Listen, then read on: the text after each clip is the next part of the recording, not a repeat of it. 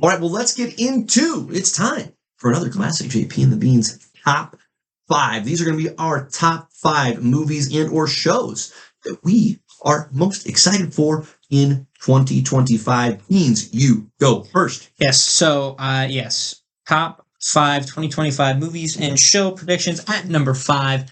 I think this will be number 5 on the list when we're all said and done. That's great. Captain America 4. Mhm. Look, I know I kind of shat all over it. You hedged. I wouldn't say you shat, but you hedged. Yes, and I still have my qualms, Yeah. but DC doesn't have a lot coming out, and out of all the Marvel stuff we're getting, like, this is going to be solid. Yeah. Is it going to be the best? No, but I'll tell you what, it's going to be better than most of what we got last year. Right. Outside of Deadpool and Wolverine. Yep. So, yeah, I got it at 5 for all the reasons we already discussed. This is going to be kind of controversial, but truthfully, that one's not even going to be in my top 5. That's fair. No, it's 100% fair. And I hope it exceeds those expectations, but it's just, it's just not there for me. For me, my number 5 is Andor Season 2. I really, really enjoyed Season 1 of Andor, and there is all kinds of potential for Season 2 to pick up from where Season 1 left off and just run with it and be absolutely solid. And so, from a storytelling perspective, from a character development point of view, it was tremendous content. Like Star Wars not even being a qualifier, it was just excellent. It was outstanding. And any content, like for the praises that we sung of the Penguin show, right? You could sing similar praises to Andor. Like it's just that good of a character developing show that I'm very excited to get another season of that type of content. So that's my number 5. My number 4, okay, and count here, make sure I'm not loading here. Okay. My number 4 is going to be Fantastic Four. First Steps. See what I did there? 4 for 4. Yeah, you know what? That should have been my 5. That's okay. That's my number 4. Having in the last, 18 or so months, read the Jonathan Hickman run on Fantastic Four, brought me not even a new, but just a actual appreciation for those characters that I wouldn't say I had previously. Makes me very excited to get them into the MCU. So I hope they don't get lost in the muddle of, hey, alternate universe, getting brought into the Earth 616 proper universe. I hope that doesn't, let's say, damage those characters from a storytelling perspective. That's my only qualm here. But overall, I'm very much looking forward to that movie. Yeah, to me, they have such an easier in to the MCU than all the mutants coming in. Yep. So, I think it'll be okay. I think it'll work out. Yeah. I'm hopeful. Secret Wars can fix whatever mistakes were made. So, yep, no question. So that's my number 4. Fantastic. Solid. My number 4 is Ironheart. For all the things we talked about earlier, I am excited for the Hood mainly. This is where I'm riding. I'm a ride or die for the Hood, and I swear to God, if he sucks, I don't know what I'm going to do with myself. So that's where I'm at with it. That's my number 4. My number 3 is Thunderbolts. This is a solid number 3. Very hyped for this movie. The trailers have done a really good job at that part, getting us all hyped up. We're getting a Sentry.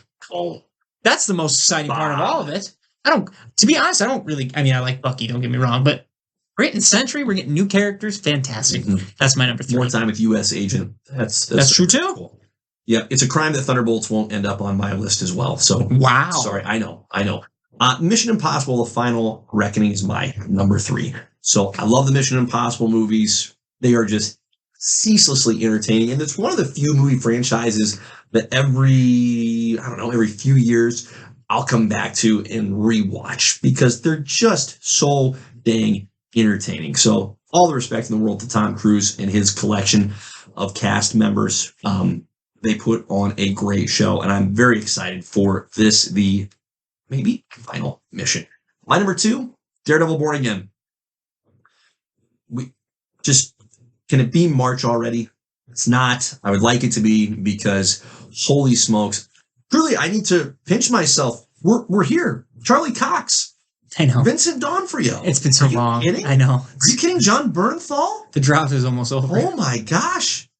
This is great. If it's so exciting that we're getting those individuals back in those roles. And I know we've already seen our boy Vincent in Echo. That was a delight. Now we're getting him squared up with Daredevil once again. And this is an elite of elite comic storylines. So hopefully, and I think it will, the name of the show will live up to the name of the comic that's based off of. That's my number 2. Daredevil Born Again. My number 2 is Superman. You know, I am excited to see what James Gunn is going to do with this character. Right.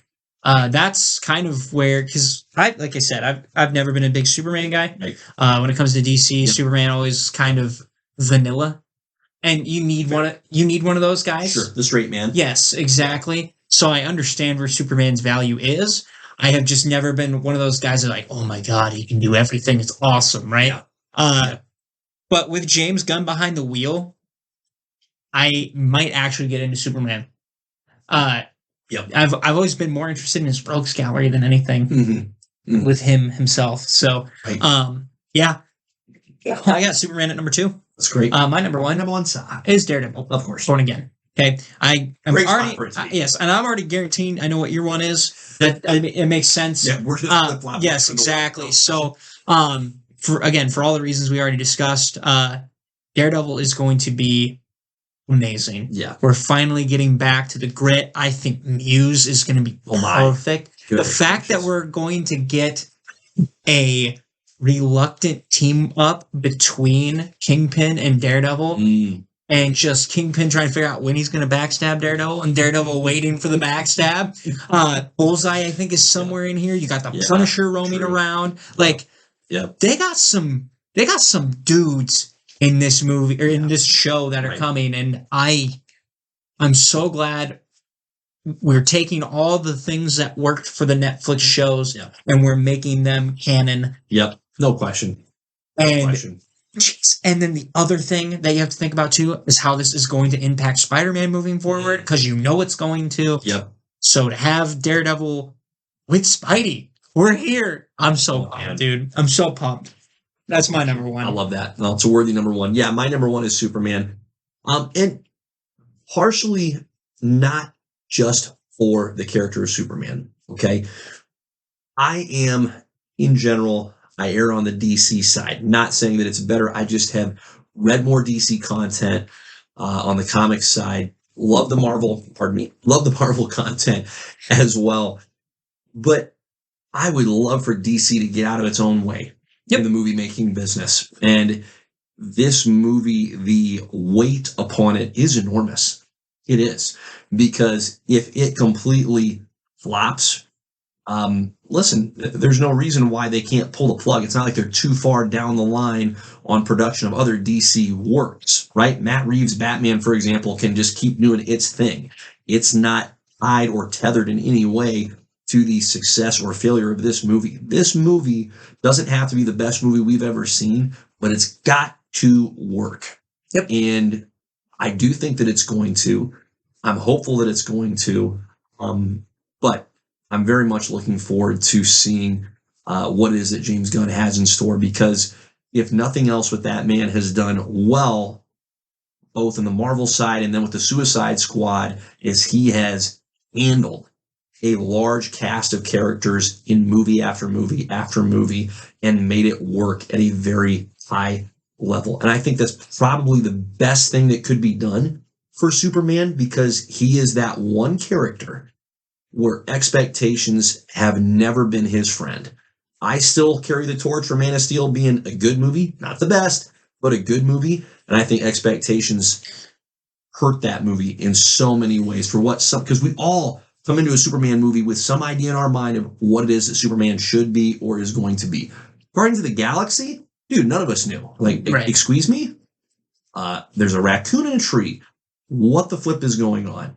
So, different challenge, and yet I think if James Gunn can, and I do believe he is and will approach it in a similar fashion of, hey, let's not make just one character the focal point or the only character of significance, is what I should say, in this story. I think that's going to do Superman so many favors to have other characters around him that are worthwhile. I think it's going to help him to shine as well as he has in some time. So, Agreed. number one, Superman.